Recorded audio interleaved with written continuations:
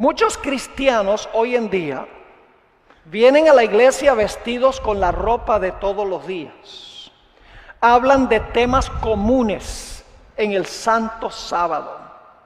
Usan música de estilo secular y lo presentan en la iglesia como si fuera música sagrada. Todo lo que ocurre en la iglesia lo aplauden. Dan de comer a sus hijos en el santo templo. Mastican chicle, etcétera, etcétera. Creo que lo que sucede es que nosotros hemos perdido de vista en gran medida la absoluta santidad de Dios. En otras palabras, queremos adorar como nosotros deseamos y no como Dios manda. Vamos a estudiar la palabra de Dios. No va a ser un sermón, sino que va a ser un estudio. Vamos a analizar el tema titulado Un aplauso para el Señor. Pero antes de estudiar este tema, queremos pedir que el Señor nos acompañe, nos ilumine y nos abra el corazón y la mente para recibir su palabra. Así que con reverencia inclinemos nuestros rostros para orar. Padre, gracias por tus bendiciones derramadas sobre nosotros este día. Tantas cosas por las cuales agradecerte. La vida, la salud, el aire fresco, el sol, el privilegio de pertenecer a tu pueblo, tu verdad. Tantas cosas que tomamos por sentado, pero que son bendiciones de tus manos. Gracias. Esta noche venimos una vez más ante tu trono, pidiendo tu sabiduría. Nuestras mentes humanas no son capaces de comprender las grandes cosas de Dios. Por eso necesitamos, cuando abrimos tu santo libro, tu ayuda. Por eso pedimos, Señor, que tú nos acompañes por medio del ministerio de tu Santo Espíritu y tus ángeles. Manténnos despiertos, que podamos entender, que podamos recibir y también podamos aplicar lo que vamos a estudiar. Gracias por escuchar esta oración, pues te lo pedimos en el precioso nombre de tu Hijo, Cristo Jesús. Amén. Ahora, quiero comenzar diciendo que existe un concepto común en el mundo cristiano. Y esa idea es que en el Antiguo Testamento Dios tenía reglas estrictas de culto, pero que ahora en el Nuevo Testamento, como estamos bajo la gracia, a Dios no le importa cómo nosotros adoramos. En otras palabras, Dios ha cambiado con los tiempos.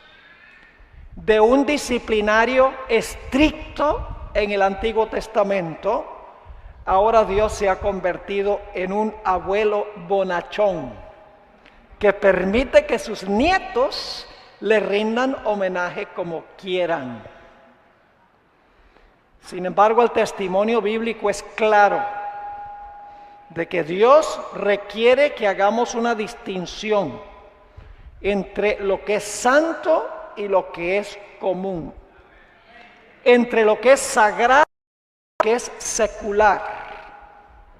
Dios es particular en la forma en que vestimos, en la forma en que cantamos, en la forma en que nosotros adoramos. La Biblia tiene varias historias en cuanto a la importancia de no presentarle a Dios nuestro método de adoración, sino el método que Dios ha establecido. Recordamos, por ejemplo, la historia de Nadab y Abiú, que tomaron fuego común y se lo presentaron a Dios como si fuera santo. tenemos la historia de Usa, que con sus manos tocó el arca sagrada. Y la Biblia dice que Usa cayó muerto en el acto. Tenemos la historia de Ananías y Zafira, que se apropiaron de parte del dinero santo que pertenecía a Dios para su uso secular. Tenemos la historia de Coré, quien oficiar el sacerdocio santo cuando Dios no lo había llamado para ejercer ese sacerdocio. Y la Biblia dice que la tierra se abrió y se lo tragó. Pensamos de Jeroboam, quien estableció un lugar de culto diferente al de Jerusalén y un sacerdocio creado por él. Ustedes saben que el castigo de Dios fue drástico, porque el lugar de culto que él estableció no era santo, ni el sacerdocio que estableció era santo tampoco. Dios dijo, el sacerdocio tiene que ser de la familia de Aarón y tiene que ser en Jerusalén. Y luego estudiamos en cuanto a Belsasar, quien tomó los vasos sagrados del templo y los usó en un banquete secular, inclusive metiendo en los vasos vino fermentado que aturdió a los que estaban presentes allí. Estas son solo algunas de las historias de la Biblia, a donde claramente se demuestra cómo es que Dios es muy estricto en la forma en que nosotros tratamos lo que es sagrado.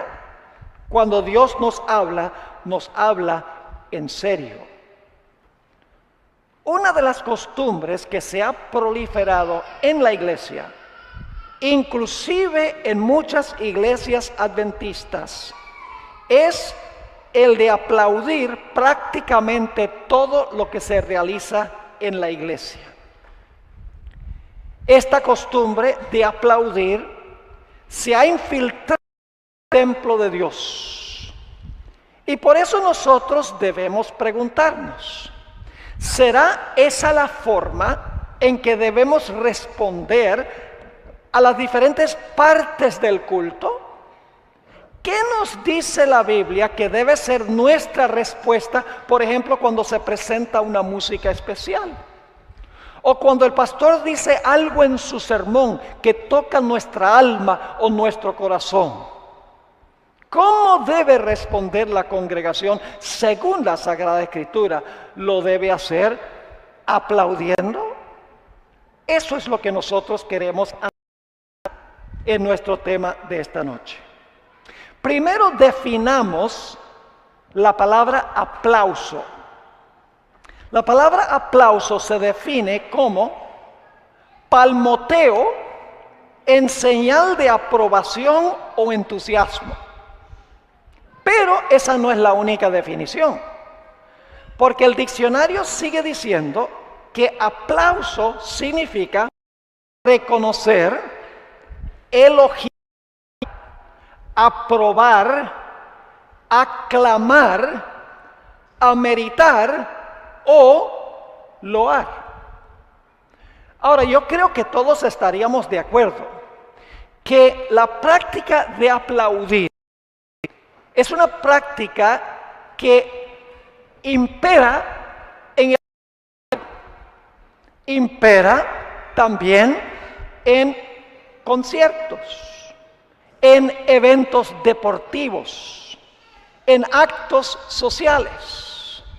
Es decir, a través de la historia, los aplausos han sido una respuesta secular a un evento secular. Pero esta práctica se ha infiltrado a la iglesia.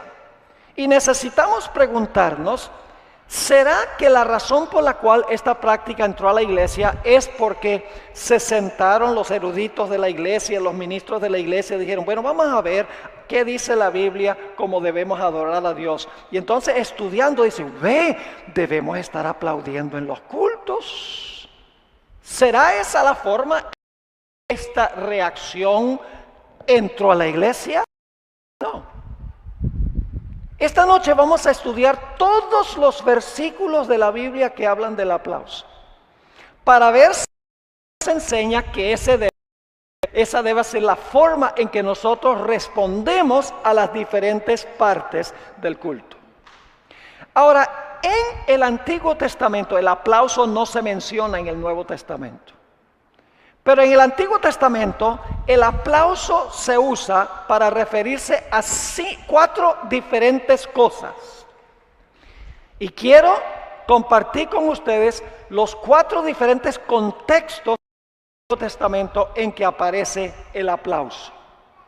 En primer lugar, en el Antiguo Testamento, el aplauso se usa para manifestar júbilo cuando era elegido un nuevo rey. Este evento religioso en el templo era un evento sociopolítico, era un acto cívico, a donde cuando se declaraba rey al que iba a ocupar el trono, la gente aplaudía o palmoteaba de gozo y de júbilo.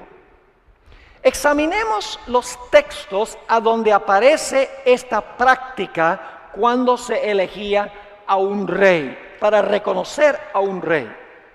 Segunda de Reyes, el capítulo 11 y el versículo 12, nos habla del momento en que el rey Joás fue introducido a Israel. Este es un acto cívico, es un acto que es social, no es un acto religioso que se está realizando en el templo.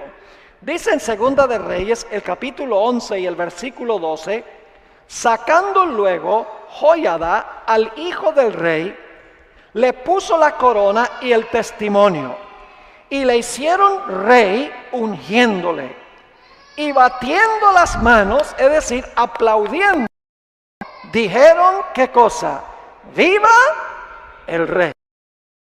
Ahora, permítame decirles algo sobre esa palabra batir las manos, porque es una sola palabra, batir las manos. Esa palabra hebrea aparece centenares de veces en el Antiguo Testamento. Cientos de veces aparece en el Antiguo Testamento la palabra hebrea. Pero este es el único versículo a donde se traduce batir. Solo hay un texto en el Antiguo Testamento a donde esta palabra se traduce batir las manos. En todos los otros centenares de textos se traduce azotar, matar o herir. El otro lugar donde se encuentra el acto de reconocer a un rey se encuentra en el Salmo 47 y el versículo 1.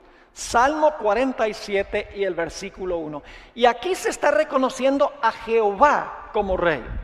No es en un culto religioso. Este salmo no está hablando de algo que está sucediendo en el templo o en la iglesia. Está hablando del pueblo de Dios que debe reconocer a Dios como rey.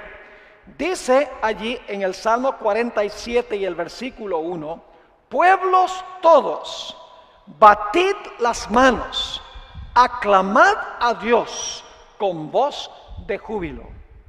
Ahora, esta palabra hebrea que se usa aquí, batir las manos, es la misma palabra que se encontró en Segunda de Reyes, el capítulo 11 y el versículo 12. Quiero mencionarles que esta palabra que se traduce batir las manos en el Salmo 47 y el versículo 1, está centenares en el Antiguo Testamento. Este es el único versículo a donde esa palabra se traduce aplaudir o batir las manos. Todas las demás referencias a esta palabra específica se traducen la planta de la mano, la planta del pie o para describir algo que es hueco. Centenares de veces se traduce de esa manera. El Salmo 47 y el versículo 1 es el único lugar a donde se traduce esta palabra hebrea, batir o aplaudir, y no se está refiriendo a lo que sucedió en un culto religioso en el templo. Así que el primer uso de la palabra batir las manos o aplaudir se refiere al acto cívico o al acto de proclamar la grandeza de un rey cuando un rey era coronado y colocado sobre el trono. El segundo contexto a donde aparecen los aplausos en el Antiguo Testamento es cuando la naturaleza alaba a Dios como el Salvador y el juez. Es decir, estas referencias no están hablando de gente que está aplaudiendo, sino que metafóricamente, alegóricamente, la naturaleza está batiendo las manos alabando a Dios, no los seres humanos en un contexto religioso de la iglesia. Hay dos textos del Antiguo Testamento a donde se describe a la naturaleza aplaudiendo a Dios. Isaías 55 y el versículo 12, Isaías 55 y el versículo 12, dice lo siguiente: porque con alegría saldréis, con paz seréis vueltos, los montes y los collados levantarán canción delante de vosotros, y todos los árboles del campo darán palmadas de aplauso. Yo pregunto, ¿los árboles están aplaudiendo? ¿Están aplaudiendo en el templo? ¿Ustedes conocen un árbol que aplaude? Esto es idioma metafórico, es idioma simbólico, porque nosotros sabemos que los árboles no aplauden. No es lenguaje literal, y esto está sucediendo en el campo, no está sucediendo en la iglesia. El Salmo 98 y el versículo 8 y 9 es la otra referencia a donde se menciona a la naturaleza alabando a Jehová y aplaudiendo. Salmo 98 y el versículo 8 y el versículo 9. Dice, los ríos batan las manos, es decir, los ríos aplaudan. ¿Cuántos de ustedes conocen un río que aplaude? Literalmente. No existe un río que aplaude literalmente. Nuevamente es lenguaje metafórico y los ríos no están en un ambiente de un templo o de un culto. Los ríos batan las manos, los montes hagan regocijo de Jehová, porque vino a juzgar la tierra, juzgará al mundo con justicia y a los pueblos con rectitud. Así que el segundo uso de aplausos tiene que ver con la naturaleza metafóricamente reconociendo a Dios como Salvador y como juez. El primer uso es un acto cívico cuando se está coronando, está contenta y aplaude porque se acaba de coronar un acto cívico. La tercera forma en que en el Antiguo Testamento se usa la palabra aplauso o el batir las manos es cuando una persona está disgustada. Es decir, batir las manos era una señal de disgusto. Y de esa manera se usa varias veces en el Antiguo Testamento. Notemos Números 24 y el versículo 10. Números 24 y el versículo 10. Esto es cuando Balac mandó a Balaam a maldecir a Israel. Y Balaam, en vez de maldecir a Israel, lo bendijo. Y Balac estaba furioso. Y noten lo que hizo Balac. Números 24 y el versículo 10. Entonces se encendió la ira de Balac contra. ¿Y qué hizo? Y batiendo sus manos, le dijo, decía, bravo, estaba bravo. Hizo así. Y batiendo las manos, le dijo, para maldecir a mis enemigos te he llamado, y he aquí los has bendecido ya 3 veces. Un aplauso en un contexto negativo no tiene nada que ver con un culto religioso. También se usa de esta manera en Ezequiel el capítulo 6 y el versículo 11. Ezequiel el capítulo 6 y el versículo 11. Aquí Ezequiel está lamentando toda la maldad que hay en Judá. Y fíjense cómo es que Ezequiel expresa su ira y su enojo por la maldad que se está realizando en Judá. Ezequiel 6 y el versículo. Así ha dicho Jehová el Señor, palmotea con tus manos y golpea con tu pie. Pueden imaginarse lo que está pasando aquí, ¿verdad? Dios le está diciendo a Ezequiel, mira, si vas a expresar tu ira, junta las manos y palmotea y pisa con los pies para mostrar tu ira.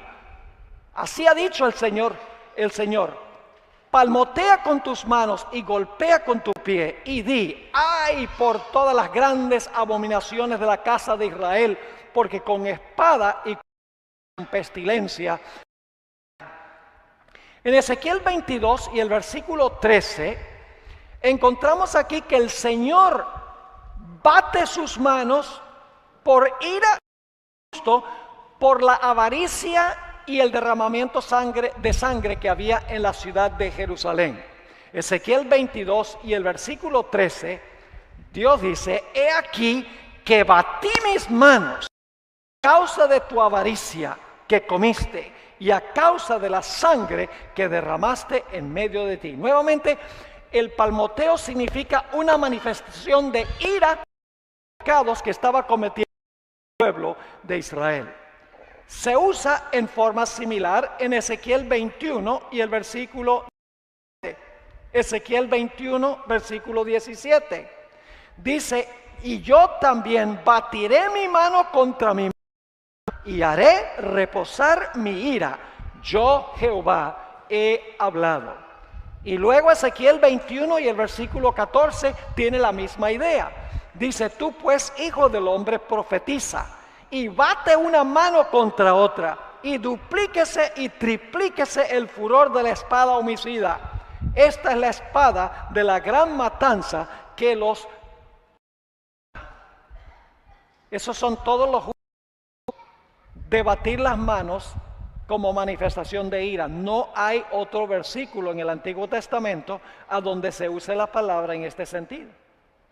Así que hemos visto tres formas en que aparece el aplauso en el Antiguo Testamento. Para el acto cívico de instalar a un rey, una actividad secular que no está pasando en el templo. Una forma alegórica en que los ríos y los árboles alaban a Dios como el juez y como el Salvador. Y luego como una manifestación de ira y de por el pecado que existe entre el pueblo de Dios. Obviamente esto no está pasando en un culto religioso. El cuarto contexto en que se usa el aplauso es para manifestar una alegría morbosa por la mala fortuna que sobrecae a otros. Es decir, es una forma en que las personas que se alegran por el mal que le cae a otros, ellos lo manifiestan aplaudiendo. Vamos a notar algunos versículos donde se usa de esa manera. Ezequiel 25 y el versículo 6 y el versículo 7. Aquí encontramos que los amonitas manifestaron su gozo y su alegría cuando Israel fue destruido por los babilonios. Cuando Judá fue destruido por los babilonios, los amonitas, que eran enemigos de Israel, se alegraron. Y fíjense cómo manifestaron su alegría. Ezequiel 25 y el versículo 6 y el versículo 7. Porque así ha dicho Jehová el Señor: por cuanto batiste tus manos y golpeaste con tu pie. ¿Qué estaban haciendo los amonitas? Estaban diciendo, bien hecho. Esa es la reacción. Ahora fíjense. Porque así ha dicho Jehová el Señor: por cuanto batiste tu mano, golpeaste con tu pie y te gozaste en el alma con todo tu menosprecio para la tierra de Israel, por tanto, he aquí yo extenderé mi mano contra ti, haré a las naciones para ser saqueada, te cortaré de entre los pueblos y te destruiré de entre las tierras, te exterminaré y sabrás que yo soy Jehová, porque tú te burlaste y tuviste goza por lo que pasó a mi pueblo, te voy a destruir, dice Dios, porque aplaudiste y zapateaste. Cuando cayó la ciudad de Nínive, las naciones circundantes también una alegría morbosa, de alegría por la caída de Nínive. Noten el libro de Nahum, el capítulo 3 y el versículo 19. Nahum, el capítulo 3 y el versículo 19. Dice, no hay medicina para tu quebradura. Tu herida es incurable. Todos los que oigan tu fama batirán sus manos sobre ti, porque ¿sobre quién no pasó continuamente tu maldad? Es decir, era tan malvada la ciudad de Nínive que cuando cayó, la gente se alegró y batió las manos y dijo, bien hecho. Una alegría morbosa por la mala fortuna que le cayó a la ciudad de Nínive. En Job 27 y el versículo 23 se usa en forma similar. Está hablando en el libro de Job en cuanto a los pobres que baten las manos cuando le sobreviene el mal a un rico. Fíjense lo que dice Job, el 7 y el versículo 23. Cuando cae un rico, los pobres, alegría morbosa por la caída del rico, dice, batirán las manos sobre él y desde su lugar les silbarán. Nuevamente, batir las manos aquí es una alegría morbosa por el mal que le ha caído al rico. Noten lo que dice Job 34 y el versículo 37, la misma idea. La idea del palmoteo, la idea de aplaudir por la mala fortuna que le cae a otro. Job 34 y el versículo 37. Y aquí encontramos que Eliú, uno de los amigos de Job, le está hablando a Job. Y fíjense lo que le dice. Se convierte en acusador de Job. Porque a su pecado añadió rebeldía. Bate palmas contra nosotros y contra Dios multiplica sus palabras. Obviamente eso no tiene nada que ver con un culto religioso. La última referencia donde se usa en este sentido de una alegría morbosa por la mala fortuna que le cae a otro, se encuentra en Lamentaciones 2 y el versículo 15. Lamentaciones lo escribió Jeremías cuando el pueblo de Judá estaba siendo llevado cautivo a Babilonia. Y en Lamentaciones 2 y el versículo 15 nos dice en cuanto a la reacción de las naciones circundantes cuando Judá fue llevado cautivo. Dice allí, Lamentaciones 2:15, todos los que pasaban por el camino batieron las manos sobre ti, silbaron y respectivamente sus cabezas sobre la hija de Jerusalén, diciendo, ¿es esta la ciudad que decían de perfecta hermosura, el gozo de toda la tierra? Estos son los 4 sentidos en que se usa el aplauso en el Antiguo Testamento. Y he leído todos los versículos que mencionan aplausos en el Antiguo Testamento. Todos. No faltó ninguno. Pueden ir a una concordancia y pueden cerciorarse. El primer contexto es el acto cívico de establecer a un rey. El segundo es la naturaleza, metafóricamente, alegóricamente, alabando a Dios como juez y como salvador. El tercer contexto es una manifestación de ira. Y el tercer contexto, un gozo o una alegría morbosa por la mala fortuna que cae a los demás. Y yo pregunto entonces, ¿hay alguna referencia al aplauso en el Antiguo Testamento que indica que debe ser una práctica de costumbre en el templo o en la iglesia del Señor? Ni una sola referencia, mis hermanos y hermanas. Alguno podrá decir, pero pastor, en el Nuevo Testamento, nosotros somos cristianos del Nuevo.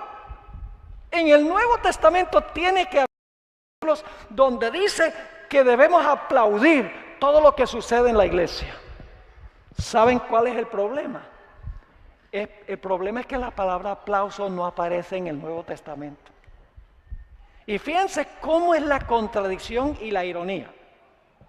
Los carismáticos y los pentecostales, ellos dicen hay que aplaudir en el culto, en la alabanza, hay que aplaudir. Y uno dice, ¿por qué debe uno aplaudir si no se encuentra en el Nuevo Testamento? Dice, pero en el Antiguo Testamento están los aplausos. Y claro, ninguno de los textos del Antiguo Testamento se aplica a lo que pasa en un culto. Hay aplausos en el Antiguo Testamento. Y entonces uno le dice, pero un momentico, tú tomas de los salmos donde habla de los aplausos y dices que eso del Antiguo Testamento se aplica ahora a la iglesia, aunque no aparece en el Nuevo, y no estás dispuesto de guardar el sábado que está en el 4º mandamiento de la ley de Dios, que también está en el Antiguo Testamento. y que es parte de los 10 mandamientos. Tú dices que hay que aplaudir, práctica que no aparece en el Nuevo Testamento. E ignoras el sábado, que no solamente aparece en el Antiguo, sino que aparece ¿dónde? Múltiples veces en el Nuevo Testamento.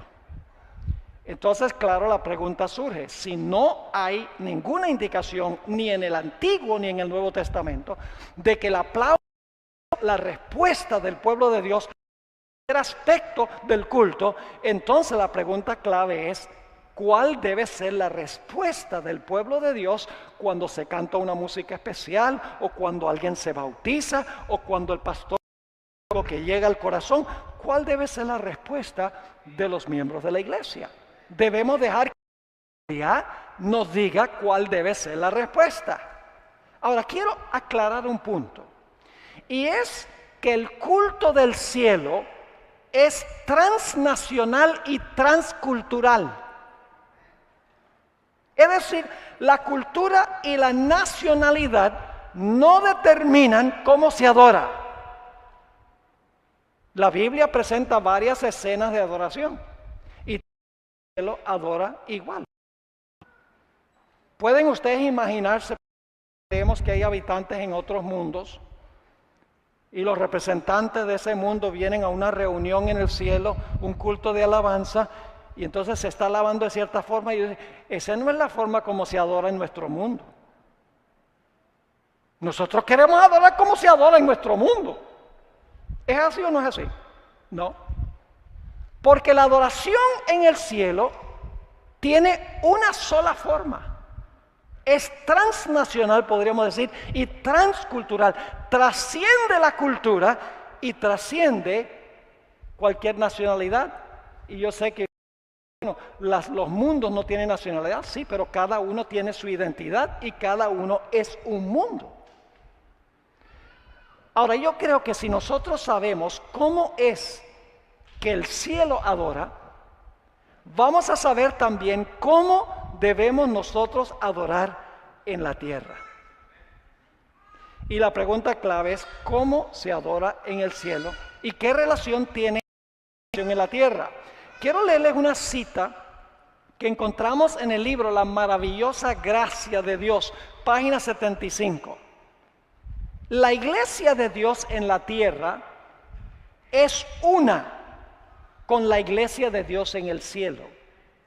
Los creyentes de la tierra y los seres del cielo que nunca han caído constituyen una sola iglesia. Todo ser celestial está interesado en las asambleas de los santos que en la tierra se congregan para adorar a Dios. En el atrio interior del cielo escuchan el testimonio que dan los testigos de Cristo en el atrio exterior de la tierra. Y las alabanzas de los adoradores de este mundo hallan su complemento en la antifonía celestial, y el loor y el regocijo repercuten por todos los atrios celestiales, porque Cristo no murió en vano por los caídos hijos de Adán. Mientras que los ángeles beben en el manantial principal, los santos de la tierra beben los raudales puros que fluyen del trono y alegran la ciudad de nuestro Dios. Hay una conexión, mis hermanos y hermanas, entre la adoración celestial y la adoración terrenal. La adoración terrenal debe ser un reflejo de la adoración celestial, porque es una sola iglesia. Y entonces debemos preguntarnos: ¿cuál es la respuesta apropiada a los diferentes aspectos del culto? Vamos a examinar lo que dice la Biblia. En Deuteronomio 27, no vamos a leer todo el capítulo, pero les voy a mencionar que cuando los levitas le enseñaron al pueblo de Israel, todo lo que encontramos en ese capítulo 27 de Deuteronomio son palabras de los levitas. Ellos le están hablando al pueblo de Israel. Después de cada parte de su enseñanza, dice 12 veces en el capítulo que el pueblo respondió diciendo amén. Cada vez que los levitas, que eran los instructores en Israel, daban una enseñanza en ese capítulo, la respuesta del pueblo era amén.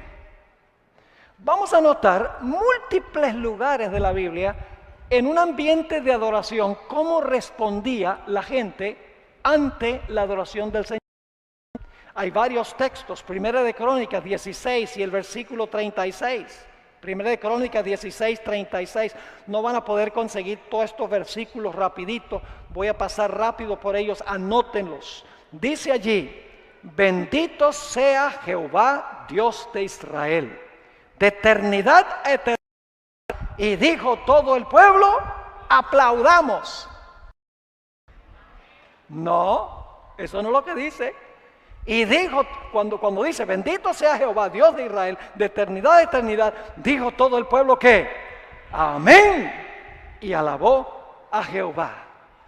Nehemías 5:13, Nehemías 5:13, el libro de Nehemías se restauró la religión de Israel después del cautiverio. Dice, además sacudí mi vestido y dije, así sacuda Dios de su casa y de su trabajo a todo hombre que no cumpliere esto, y así sea sacudido y vacío. Y respondió la congregación, ¿qué cosa? Amén. Y alabaron a Jehová, y el pueblo hizo conforme a esto. ¿Cómo respondió el pueblo? Diciendo amén. Noten Nehemías 8 y el versículo 6. Vez tras vez en el Antiguo Testamento dice cómo respondió el pueblo. No hay ni una sola referencia al aplauso. Todas las veces aparece la respuesta del pueblo como diciendo.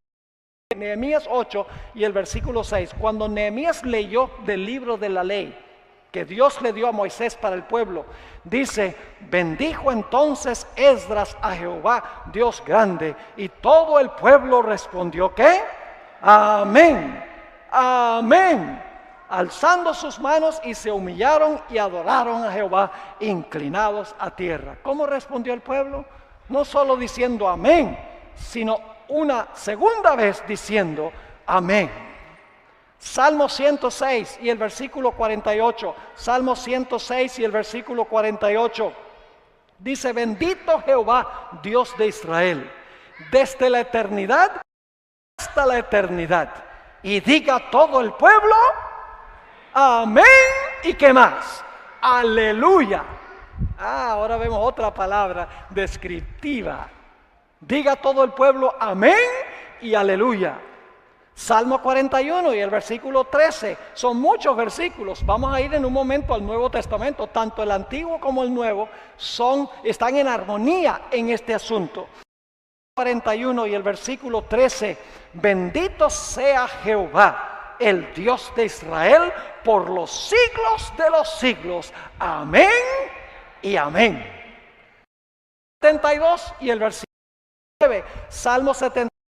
Solamente estoy escogiendo algunos versículos, hay muchos más. Salmo 72, 19 dice, bendito, glorioso para siempre, y toda la tierra sea llena de su gloria. Amén y amén. Ahora, ¿será que en el Nuevo Testamento vemos la misma respuesta? Ya mencionamos que no hay aplausos en el Nuevo. En Apocalipsis hay varias escenas de adoración. ¿Cómo responden los seres celestiales cuando el Señor toca sus corazones y están emocionados por lo que está sucediendo? Noten Apocalipsis 5 y el versículo 14. Apocalipsis 5 y el versículo 14. Esto es cuando el Señor Jesucristo llega al cielo con la hueste angélica. Y dice lo siguiente, los 4 seres vivientes decían ¿qué? Amén. Y los 24 ancianos se postraron sobre sus rostros y adoraron al que vive por los siglos de los siglos. Y esto se está realizando en el lugar santo del santuario. Y los 24 ancianos están diciendo, los seres vivientes están diciendo ¿qué cosa? Amén. Noten Apocalipsis 7 y el versículo 11 y 12. Apocalipsis 7 y el versículo 11 y el versículo 12. Y todos los ángeles estaban en pie alrededor del trono, y de los ancianos, y de los 4 seres vivientes.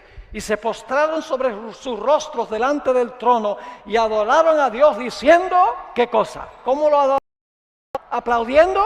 No, lo adoraron. Amén. La bendición y la gloria y la sabiduría y la acción de gracias y la poder y la fortaleza sea a nuestro Dios por los siglos de los siglos. Amén. Vez tras vez en la Biblia nos dice que la respuesta debe ser amén y aleluya. Noten Apocalipsis 19 y el versículo 1 al 6. Ya esto es Nuevo Testamento, Apocalipsis 19, 1 al 6. Dice, después de esto oí una gran voz de gran multitud en el cielo que decía, ¿qué cosa? ¡Aleluya! Honra y gloria y poder son del Señor nuestro Dios, porque sus juicios son verdaderos y justos, pues ha juzgado a la gran ramera que ha corrompido a la tierra con su fornicación y ha vengado la sangre de sus siervos de la mano de ella. Otra vez dijeron, ¿qué cosa? ¡Aleluya! Y el humo de ella sube por los siglos de los siglos. Y los 24 ancianos y los 4 seres postraron en tierra y adoraron. Fíjate que este es un culto de adoración. Y adoraron a Dios que estaba sentado en el trono y decían, ¿qué cosa? Amén, aleluya. Y salió del trono una voz que decía, alabad a nuestro Dios todos sus siervos y los que le teméis, así pequeños como grandes, y así como la voz de una gran multitud, como estruendo de muchas aguas, y como la voz de grandes truenos que decía, aleluya, porque el Señor nuestro Dios todopoderoso reina. ¿Cuál debe ser la respuesta del pueblo de Dios cuando el culto toca su corazón? Amén y aleluya. Es lo que enseña la Biblia. Enseña que se debe aplaudir. En unos momentos les voy a mencionar por qué los aplausos no pueden competir con el amén y con el aleluya.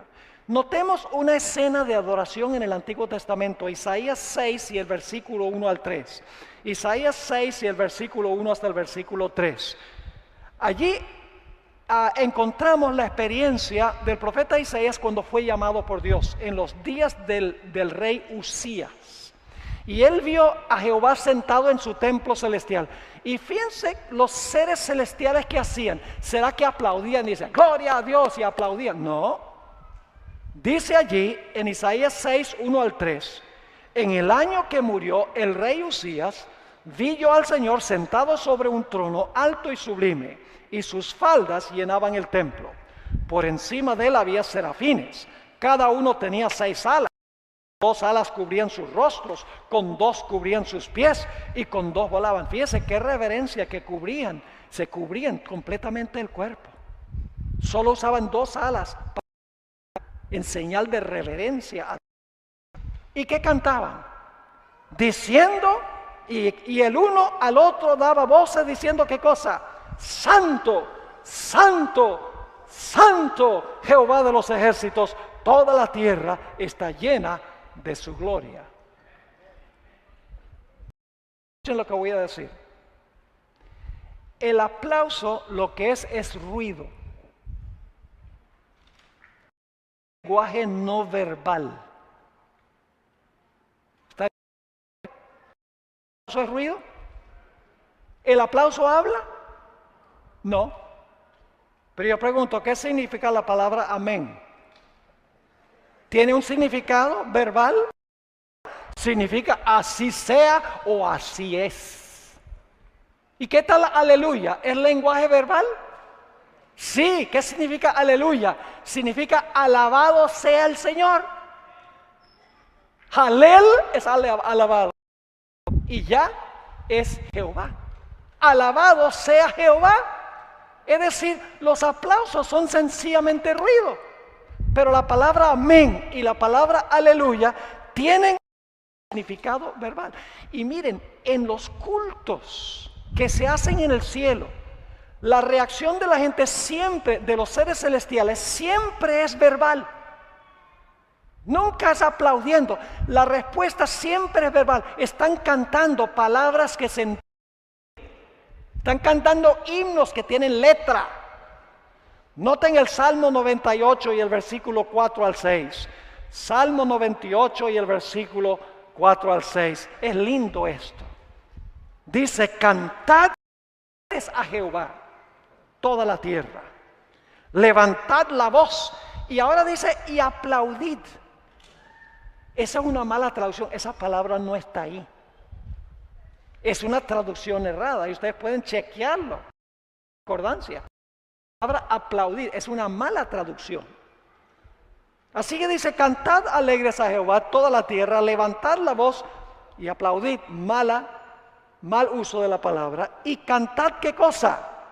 Salmos. ¿Es lenguaje verbal eso? Lógico. Sigue diciendo, cantad salmos a Jehová. Con batería.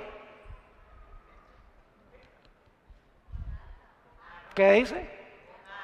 Con arpa. No solamente con arpa, sino con arpa y ¿qué? Aclamad con trompetas y sonidos de bocina delante del Rey Jehová. Los instrumentos van acompañados de lenguaje ¿qué? Verbal. Cantos inteligibles que se pueden entender. Primera de Crónicas 16, 8 y 9. Esto aparece vez tras vez. Primera de Crónicas 16 y el versículo 8 y 9 dice, alabad a Jehová, invocad su nombre, dad en los pueblos sus obras, cantad a él. ¿Cantad qué? Salmos.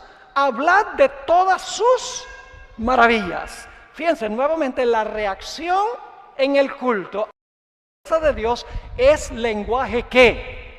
Verbal, siempre. Noten el Salmo 47 y el versículo 6 y 7. Salmo 47 y el versículo 6 y el versículo 7. Dice, cantad a Dios. Cantad. Cantad a vuestro Rey. Cantad. ¿Y cómo debemos cantar? Porque Dios es el Rey de toda la tierra. Cantamos con inteligencia. Es decir, la respuesta que quiere Dios en nuestro culto es que sea una respuesta verbal. Que cantemos himnos que se entienden. Que digamos amén, que tiene significado verbal. Que digamos aleluya, que tiene significado verbal. No sencillamente aplaudir y hacer ruido. Porque créanme, hermanos y hermanas, vamos a ver en unos momentos que el acto de aplaudir le manda un mensaje a la persona que está predicando o la persona que está presentando la música especial. Tiene la tendencia a decir, ve, la gente le gustó. Hay el peligro tremendo de que la persona que está al frente va a entender que los aplausos son para el que está cantando o para el que está hablando y no para el Señor, a pesar de que la gente dice, démosle un aplauso al Señor. Muchas veces esa es la excusa que se usa, démosle un aplauso al Señor. Ahora escuchen bien. Algunas personas dicen, pero no lo prohíbe. Está bien aplaudir. ¿Ustedes creen que es seguro ese asunto de hacer cualquier cosa que la Biblia no prohíba? Permítanme compartir esto con ustedes. Yo pregunto, ¿la Biblia prohíbe la cuaresma? ¿La Biblia prohíbe que usted celebre la cuaresma? No. ¿La Biblia prohíbe que usted guarde el domingo? No. ¿La Biblia prohíbe que usted bautice a un bebé? No. ¿La Biblia prohíbe que usted bautice a alguien por infusión o por aspersión? No. ¿La Biblia prohíbe el celibato? No. Así que como la Biblia no lo prohíbe, lo podemos hacer. Fíjense lo que dice la sierva del Señor en cuanto al papado. Dijo, Roma empezó por ordenar que Dios no había prohibido y acabó por prohibir lo que él había ordenado explícitamente. Lo voy a leer de nuevo porque es muy significativo. Roma empezó por ordenar cosas que Dios no había prohibido y acabó por prohibir lo que él había ordenado explícitamente. Y un ejemplo es el domingo. Decía, bueno, la Biblia no prohíbe la observancia del domingo. Así que entró a la iglesia el domingo porque la Biblia no lo prohibía. Pero entonces, en el curso del tiempo, Lo que no estaba, la iglesia dice, esto hay que guardarlo, mientras que lo que está, el sábado lo prohibió. Así que ten mucho cuidado de no, de que la Biblia no lo prohíbe, está bien hacerlo. Mencionar que este asunto tiene algo que ver también con el asunto de la ordenación de las mujeres. Porque uno de los argumentos es, la Biblia no prohíbe que ordenemos mujeres. No van a encontrar un versículo de la Biblia que dice que no podemos ordenar mujeres. Van a encontrar en la Biblia textos que dicen que el anciano o el pastor debe ser marido de una mujer. La Biblia es explícita en cuanto a lo que se debe hacer. No prohíbe la ordenación de las mujeres, pero sí dice que los ancianos y los pastores deben ser varones, deben ser hombres. Así como la Biblia no prohíbe la observancia del domingo, pero la Biblia dice, sí, el sábado es el día que tienes que guardar. ¿Me están entendiendo lo que estoy diciendo? Así que nada más porque la Biblia no lo prohíba, no significa que debemos nosotros practicarlo. ¿Saben cuál es el problema? El problema, hermanos y hermanas, es que muchas personas vienen a la iglesia porque quieren emoción, quieren emocionarse en la iglesia. Como decimos en inglés, they want to have a good time. Permítame leerles una cita de la hermana White.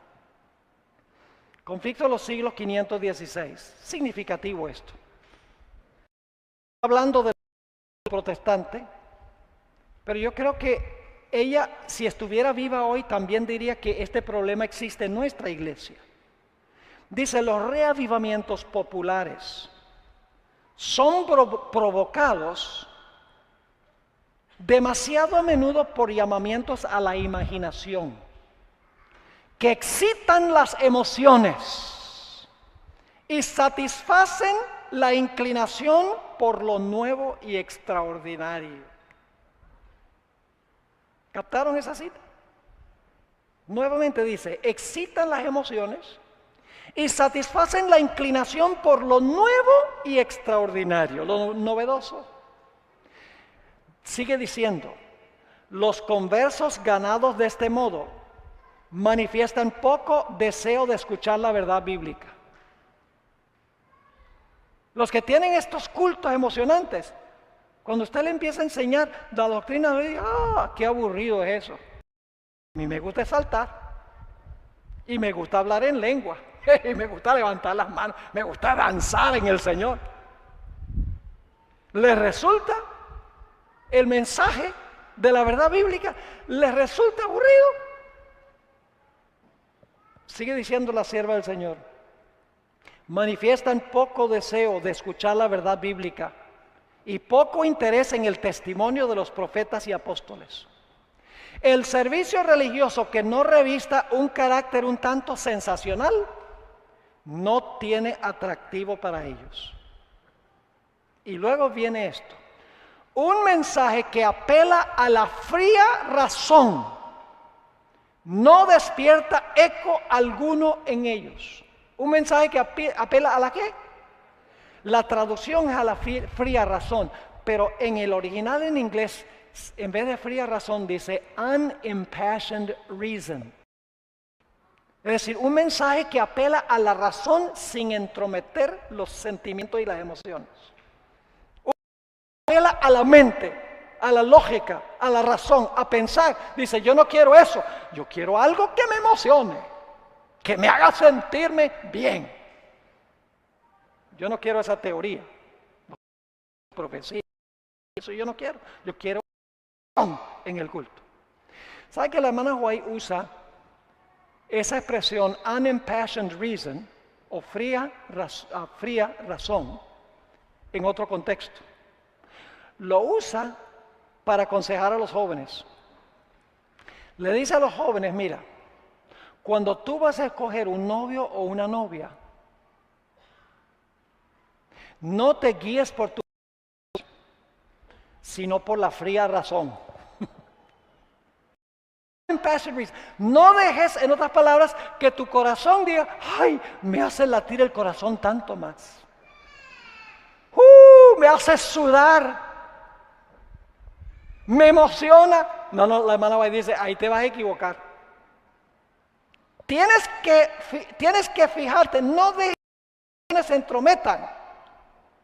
Razona y piensa, usa la cabeza.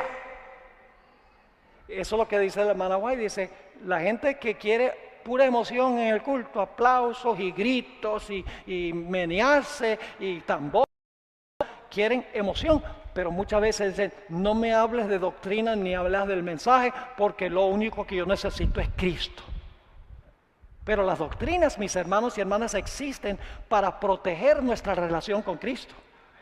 Si usted no tiene sana doctrina, usted va a aceptar un falso Cristo. Le voy a explicar. ¿Satanás va a falsificar la segunda venida de Cristo? Es importante saber cómo es esto. Pero eso es una doctrina. No es una teoría. Dice, bueno, cuando Cristo venga, no va a tocar la tierra. Nosotros sabemos eso, ¿verdad? ¿Es importante saber que Cristo no va a tocar la tierra? Claro. Porque si usted no está convencido de eso, de esa enseñanza, lo más probable es que va a aceptar al falso Cristo cuando falsifique la segunda venida de Cristo. Yo pregunto, ¿es importante saber que los muertos no saben nada? ¿Es importante conocer la doctrina del estado de los muertos? Pero eso es pura teoría. Lo único que hace falta es Cristo. Dice mucho, solo Cristo. Mira, si tú no conoces bien el estado de los muertos, que se te van a aparecer demonios disfrazados de familiares y te van a decir que son enviados por Cristo y te van a decir cosas bonitas. Y si tú no estás seguro en cuanto al estado de los muertos, te van a engañar. Yo pregunto, ¿el sábado es una doctrina que ayuda en nuestra relación con Cristo? Sí. Es todo un día que podemos pasar con eso. ¿Qué tal la reforma pro salud? Es una doctrina de la iglesia. ¿Es importante esa doctrina? Sí, porque cuando tenemos un cuerpo sano y una mente clara, podemos captar mejor la voluntad de Dios y tener una relación más estrecha con Jesús. Esta idea de que solo Cristo y nada de doctrina es falso. Pero hoy en día los cristianos dicen solo Cristo, quiero tener emoción, sentimientos, I want to feel, dicen. Ahora, ¿qué dice Elena G. de White sobre el aplauso? Muy interesante, yo busqué todas las referencias donde la hermana White usa la palabra applause. 113 veces. La hermana usa la palabra applause o aplauso. Nunca emplea esa palabra para describir algo que se hace en un culto. Nunca. Y casi el 100% de las referencias, la hermana White presenta el aplauso con una connotación negativa, como algo que se debe evitar.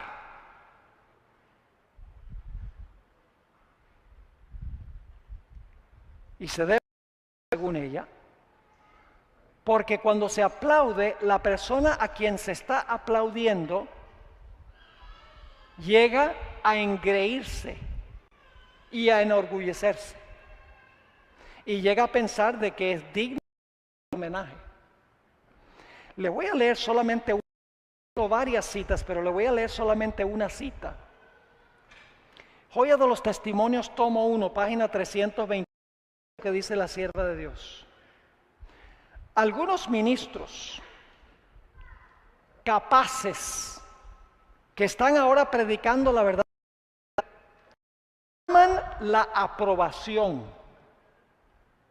El aplauso los estimula como el vaso de vino al borracho. ¿Cómo? ¿El aplauso qué?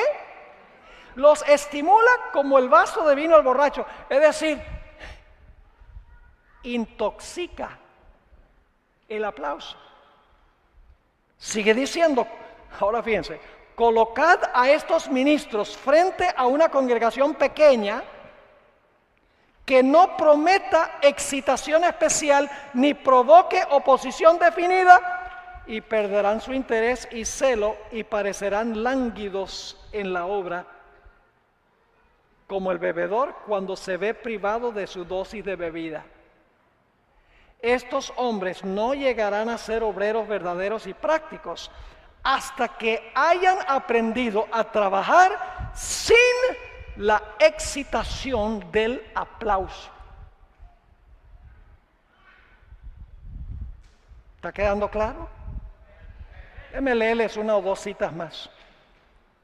El honor, la gloria del mundo, los aplausos del mundo, para nosotros no valen nada. Este día con Dios, página 86. En la Review and Herald del 28 de junio de 1887, la sierva de Dios dice: para algunas personas, el honor de los hombres y la estima propia son de gran valor, pues se esfuerzan más para esto que examinarse a sí mismos para ver si están en el amor de Dios. Satanás siempre está procurando introducir la vanagloria en sus corazones y hurtar así su mansedumbre, amor y paciencia. Así que necesitamos preguntarnos si la Biblia nunca dice que la respuesta debe ser un aplauso. Si la Biblia dice que nuestra respuesta en el culto debe ser amén o aleluya, porque eso le tributa única y exclusivamente honra y gloria a Dios, entonces, ¿cómo fue que penetró a la iglesia la idea de aplaudir todo lo que sucede en la iglesia? Permítame leerles una cita de Ángel Manuel Rodríguez. Yo creo que ustedes lo conocen, él trabajó en King, Texas, así que lo conocen bien. Él escribió lo siguiente: no hay evidencia clara que este gesto haya conformado parte del culto en el Antiguo o en el Nuevo Testamento. De hecho, ni siquiera la frase en el Nuevo Testamento. Por lo tanto, no parece Biblia un paralelo a lo que está ocurriendo en las iglesias de hoy. Usted podría preguntarme, ¿por qué entonces lo hacemos? ¿Por qué aplaudimos? Dice Ángel Manuel: no estoy seguro que haya una respuesta definitiva, pero sospecho que incorporamos a nuestros cultos la costumbre de aplaudir de nuestro ambiente cultural. El aplauso se asocia generalmente a la industria del entretenimiento y ha llegado a ser muy popular en los cultos religiosos que se transmiten por televisión. Copiamos la costumbre de ellos. ¿No creen ustedes, hermanos y hermanas, que nosotros debemos adorar como dice la Biblia? ¿No sería mejor decir amén y aleluya? Yo creo que sí. Porque si la Biblia no dice que debemos aplaudir, el hermano dice: vamos a aplaudir esa declaración. No, digan amén. No por mí, sino por lo que dice la Biblia. Tomemos a los Yankees de Nueva York como ejemplo. Es el séptimo juego de la Serie Mundial. Los dos equipos han ganado 3 partidos cada uno. Y ese es el partido definitivo. Los Yankees de Nueva York están jugando con los Rangers de Texas. Los Yankees anotan 3 carreras y el juego ha estado 3-0 hasta la 9ª entrada. Los Rangers de Texas son los últimos en batear, perdiendo 3-0. El primer bateador se presenta en el home y el pitcher rápidamente lo poncha, el out número 1. Viene el siguiente bateador, el pitcher lanza a toda velocidad, 99 millas por hora, lo poncha también. Ahora van 2. Bueno, ya empieza la gente a irse del estadio. Dice: eso está perdido. Se montan en el carro, prenden el radio por si acaso. Y cuando están manejando hacia la casa, ven que el próximo bateador pega un sencillo y llega a primera base. Dice, wow. Bueno, pero son 3-0. Y luego escuchan que el siguiente bateador le meten un pelotazo. Ahora hay un corredor en segunda. Y luego viene el siguiente bateador y le dan una base por bolas. ¡Wow! Dice, ¿por qué me fui? Hay 3 hombres en base ahora. Y ahora viene el cuarto bate, el clean-up hitter, el bateador que es el remolcador, el que empuja a todos los que están envasados. Lanza la bola a toda velocidad, strike número 1. Lanza otra vez, strike número 2. Y la gente que está en los carros dice, este se va a ponchar. Y luego al pitcher, lanza a toda velocidad una recta. El bateador le tira con el bate a la pelota sube, se va y se fue. Los Rangers ganan 4-0, 4-3 y toda la gente en las graderías dicen, amén, aleluya.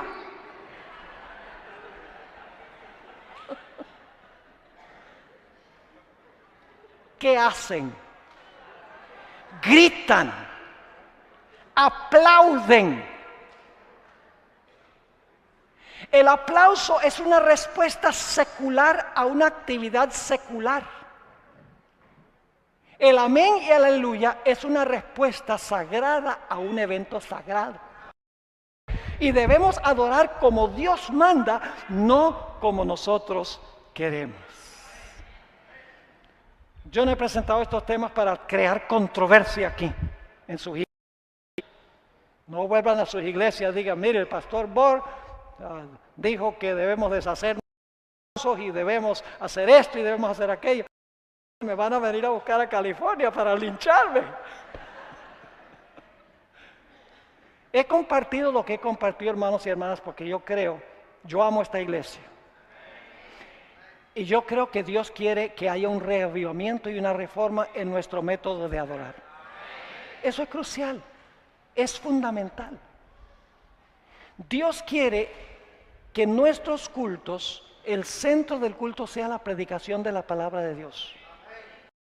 Eso es que este aparato está en el centro de la plataforma. En la iglesia católica es el altar, porque en la teología católica es el sacrificio de la misa que es central. En algunas iglesias adventistas no hay ni púlpito, lo que hay es un escenario. Eso significa que el centro del culto es el drama y la música. Pero en la iglesia adventista tradicionalmente lo que ha estado en el centro es el púlpito. Porque eso da un mensaje que el centro de la adoración adventista es la predicación de la palabra de Dios. Y la respuesta de la iglesia es cantar himnos que cuadran con el mensaje que se ha presentado en la iglesia. Yo sé que hay personas que representan a muchas iglesias en esta área. Hermanos y hermanas, a sus iglesias a criticar. Sus iglesias hablen con sus pastores, hablen con los ancianos de la iglesia, personal, no tiren piedras, pero compartan lo que hemos estudiado aquí, de una manera cortés, de una manera amorosa, demostrando la preocupación que tienen por la iglesia para que pueda haber un cambio en el método del culto de la iglesia y podamos regresar a los cimientos que Dios nos dio como pueblo. ¿Están dispuestos de hacer eso? Da la mano si están dispuestos de hacer eso con cariño y con amor. Gloria al Señor. Inclinemos nuestros rostros para orar. Padre Celestial, hemos hablado de cosas solemnes durante estos días. Lamentablemente se ha convertido en un tema controversial cuando no debería serlo. La adoración es fundamental. Tú has establecido cómo quieres que te adoremos, en espíritu y en verdad. Ayúdanos, Señor, a ir a la Biblia y a buscar en la Biblia la forma en que adoran los seres celestiales. Y ayúdanos, Señor, a copiar ese estilo de adoración en nuestros cultos. Sabemos que la crisis final tiene que ver con la adoración. Ayúdanos, Señor, a adorarte como tú has mandado en tu palabra. Ayúdanos a vivir por toda palabra que sale de la boca de Dios. Gracias, Padre, por escuchar y nuestra oración, pues te lo imploramos en el precioso nombre de Jesús. Amén.